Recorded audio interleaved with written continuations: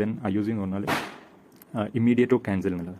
അപ്പോൾ ഒത്തിരി പേർക്ക് എന്താണെന്ന് അറിയാത്തത് ഈ IOC എന്താണെന്നുള്ളതായിരിക്കും ഡൗട്ട് ആയിട്ടുണ്ടാവും. അപ്പോൾ നമുക്ക് അതെന്താണെന്നുള്ളത് ആദ്യം നോക്കാം. ഓക്കെ, ഇമ്മീഡിയറ്റ് ക്യാൻസൽ ആ ഒരു വേർഡ് തന്നെ ഉണ്ട്, ഇമ്മീഡിയറ്റ് ക്യാൻസൽ.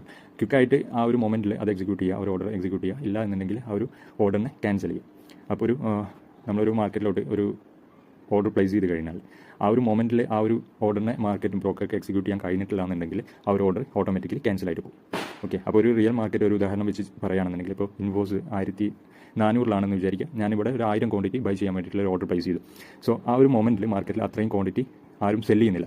അത്രയും ക്വാണ്ടിറ്റി വാങ്ങിക്കാൻ വേണ്ടിയിട്ട് അത്രയും ക്വാണ്ടിറ്റി മാർക്കറ്റ് അവൈലബിൾ അല്ല എന്നുണ്ടെങ്കിൽ, ഒരു 500 ക്വാണ്ടിറ്റിയാണ് അവൈലബിൾ ആയിട്ടുള്ളതെന്നുണ്ടെങ്കിൽ എന്ത് ചെയ്യും? ഈ IOC ഓർഡറിലാണ് ഞാൻ ഓർഡർ പ്ലേസ് ചെയ്തത്. സോ ആ ഒരു 500 ക്വാണ്ടിറ്റി സ്റ്റോക്ക് എൻ്റെ അക്കൗണ്ടിലോട്ട് എക്സിക്യൂട്ട് ആവും. ദെൻ ബാലൻസ് ആയിട്ടുള്ള 500 ക്വാണ്ടിറ്റിൻ്റെ ഓർഡർ ഓട്ടോമാറ്റിക്കായിട്ട് ആ ഒരു മൊമെൻറ്റിൽ തന്നെ ക്യാൻസൽ ആയിട്ട് പോകും. അപ്പോൾ ക്വിക്കായിട്ട് ആ മൊമെൻറ്റിൽ എത്ര ക്വാണ്ടിറ്റിയാണോ അവൈലബിൾ ആയിട്ടുള്ളത് അത് മാത്രമാണ് എൻ്റെ അക്കൗണ്ടിലോട്ട്